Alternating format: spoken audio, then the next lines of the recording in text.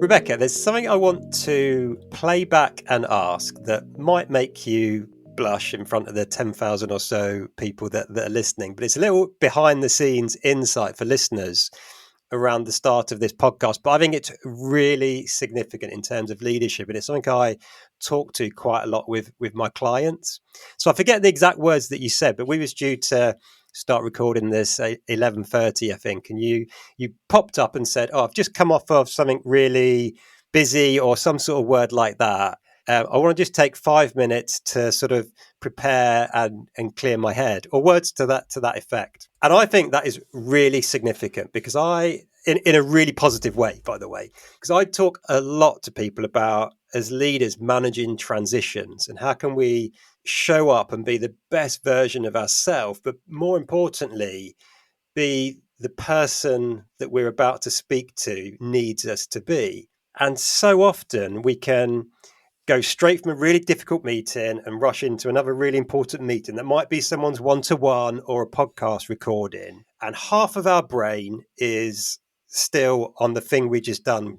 Researchers call it attention residue. I love the fact that you did what you did, and I encourage leaders to do it a lot. I would much rather have 45 minutes with someone who is fully present and in a good mindset than 60 minutes where half of their focus is on the thing that they were just doing.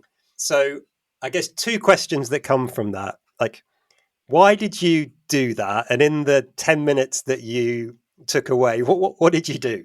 One, I wanted you to know that you're important, and I wanted you to know the facts. I had two choices at that moment when I'd just come back off something. Am I late? And then make a reason to Ben. Do I log on now and just explain to Ben the situation? And then he knows, right, that's why.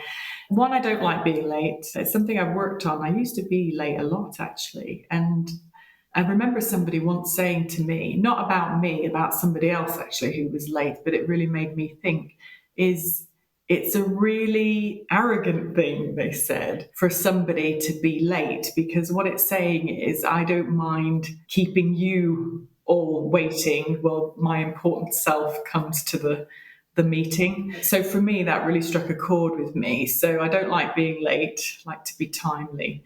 And I wanted you to know that I realised that our appointment was important, but I just couldn't be on time at that moment. I wanted to create myself a little bit of a windbreak, if you like, to be able to come to you fully present. Mindfulness is very important to me. It is hard for us as humans to be mindful, actually. We're only mindful about 5 to 10% of the day, which is why we wonder when somebody's supposed to do extreme concentration stuff, why they find it difficult. So you have to practice that. And one of the things I say to my teams, I never allow any emails during my meetings. And if I think people are, I will actually call it out to say, or I'll start the meeting. Everybody knows the sort of rules of engagement now is I say, I don't want you doing emails while you're in the meeting because it's not good for you.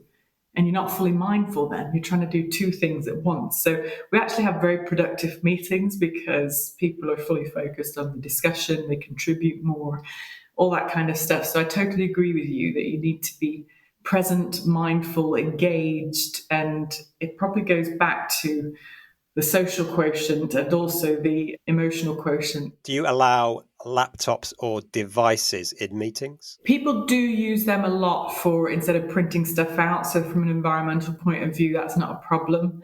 But I don't know whether I've got a very keen sense of hearing. My boys say I don't actually, but that clacky noise gives it away Yeah. if somebody's typing. And I can even tell now on Teams if somebody's not present because we're so used to that virtual. So I'll ask people if I notice people getting, do we need a break right now? Everybody's in the rhythm of it. So there are laptops. I don't have a laptop myself in front of me because I think it creates a barrier when I'm in a meeting. But I mean, I don't say no to laptops. Nobody would take a phone call or anything, that everybody would always say, I've just got to step out, which is perfectly fine. We're all managing really quite important services. People need to. So yeah, I think it's about a respect thing.